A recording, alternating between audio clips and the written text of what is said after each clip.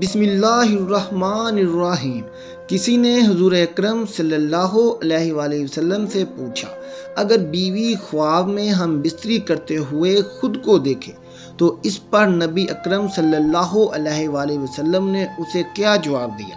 اس کے بارے میں تفصیلی طور پر آپ کو آگاہ کرتے ہیں اور ساتھ ہی آپ کو میاں بیوی کے رشتے کو مضبوط کرنے کے کچھ طریقے بھی بتائیں گے، کیونکہ آج ہمارے معاشرے میں دیکھا جائے تو بہت زیادہ طلاقیں عام ہوتی جا رہی ہیں، گھر برباد ہوتے دکھائی دے رہے ہیں۔ ان تمام چیزوں کو ہم سب لوگوں کے لیے جاننا بہت ضروری ہے۔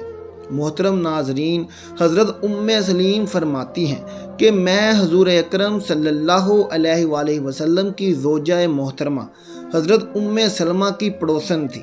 میں نے ان کے گھر میں جا کر عرض کیا کہ رسول اکرم صلی اللہ علیہ وآلہ وسلم سے ذرا یہ بتائیں کہ جب عورت خواب میں یہ دیکھے کہ اس کے خاوند نے اس سے صحبت کی ہے تو کیا اسے غسل کرنا پڑتا ہے؟ یہ سن کر حضرت سلمہ نے کہا کہ اے سلیم، تمہارے ہاتھ خاک آلود ہوں، تمہیں اللہ کے رسول اللہ صلی اللہ علیہ وآلہ وسلم کے سامنے عورتوں کو رسوا کر دیا۔ میں نے عرض کیا، اللہ تعالیٰ حق بات کرنے سے حیا نہیں کرتے۔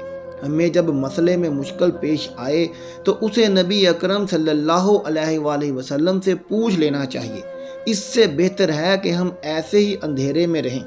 پھر حضور اکرم صلی اللہ علیہ وآلہ وسلم نے فرمایا، سلیم، اگر تمہارے اسی کپڑوں یا جسم پر پانی نظر آئے تو غسل کرنا پڑے گا۔ سلیم رضی اللہ تعالیٰ عنہ نے کہا، کیا عورت کا بھی پانی ہوتا ہے؟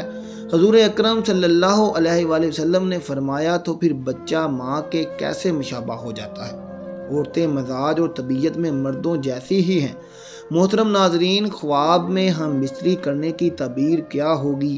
جو انسان خواب میں یہ دیکھے کہ وہ کسی کے ساتھ ہم بستری کر رہا ہے تو اس کی تعبیر علم جعفر میں کچھ اس طرح ہوگی۔ اگر ہم بستری بیوی کے ساتھ ہے تو وہ رزق میں فراوانی، خوشحالی کی طرف اشارہ ہے، لیکن اگر ہم بستری کسی نامحرم کے ساتھ ہے تو اس کا مطلب آنے والے وقت میں وہ کچھ ایسے لوگوں کو اپنے قریب کرے گا جو ان کی زندگی میں بے انتہا تکلیفیں لائیں گے۔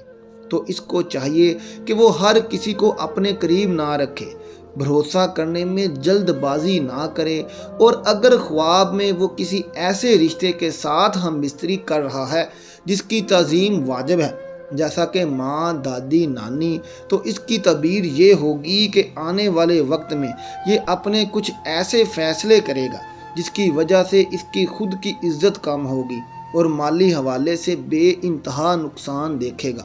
تو اس کو چاہیے کہ صبح اٹھ کر گندم کا صدقہ نکالے اور دولت کے معاملے میں کسی غیر پر بھروسہ نہ کرے، اور اگر خواب میں یہ دیکھے کہ وہ کسی ہم جنس کے ساتھ ہم بستری کر رہا ہے تو اس کی تعبیر یہ ہوگی کہ وہ آنے والے وقت میں اپنے راز لوگوں کے سامنے اس طرح سے بیان کرے گا کہ وہی بیان کردہ راز ان کے لیے ناکامی کا سبب بنیں گے۔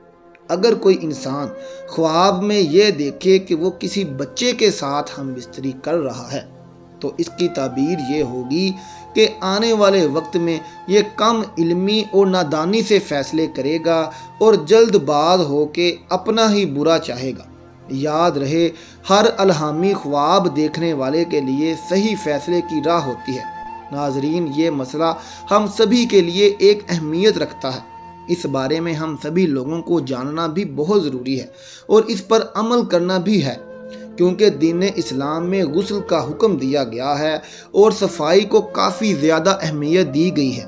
اس بارے میں ہمیں خصوصی خیال رکھنے کی ضرورت ہے۔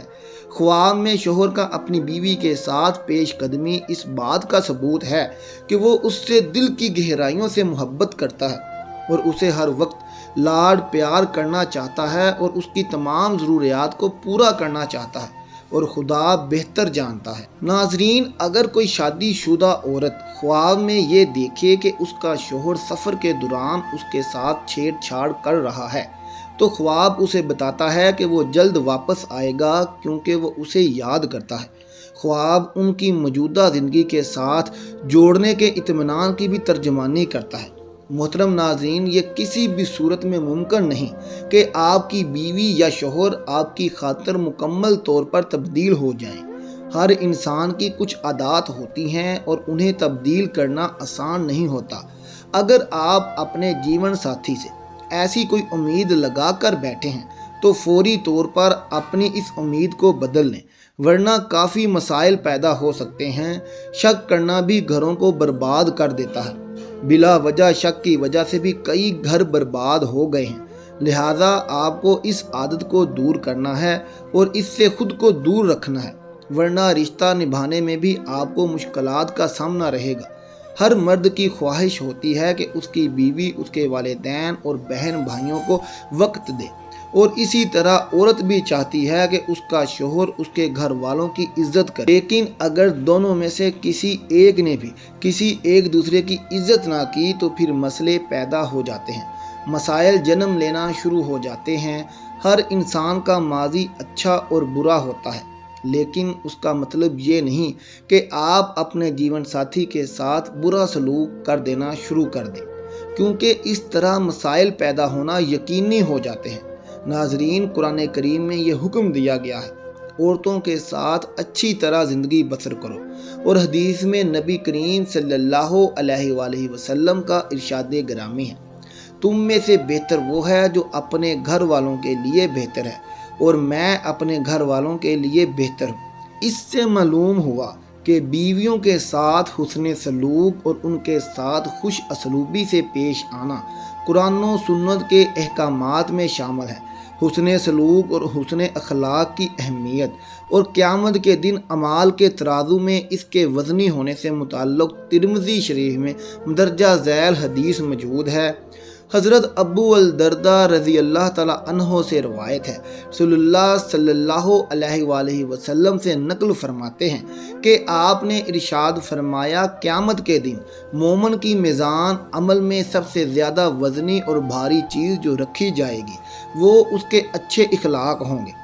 قیامت میں سب سے پہلے سوال کس چیز سے متعلق کیا جائے گا؟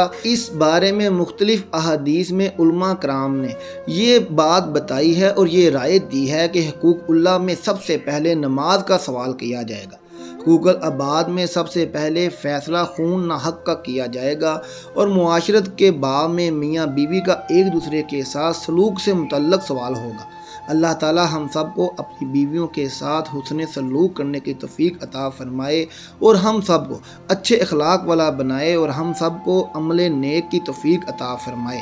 دعا ہے کہ اللہ تعالی میرا سنانا اور آپ کا سننا اپنی بارگاہ میں قبول و منظور فرمائے، آمین۔ محترم ناظرین، آخر میں کمنٹ باکس میں ایک بار سبحان اللہ ضرور لکھ دیں، اور ہمارا چینل سبسکرائب کریں تاکہ ہر آنے والی نئی ویڈیو سب سے پہلے آپ تک پہنچ سکے۔ شکریہ۔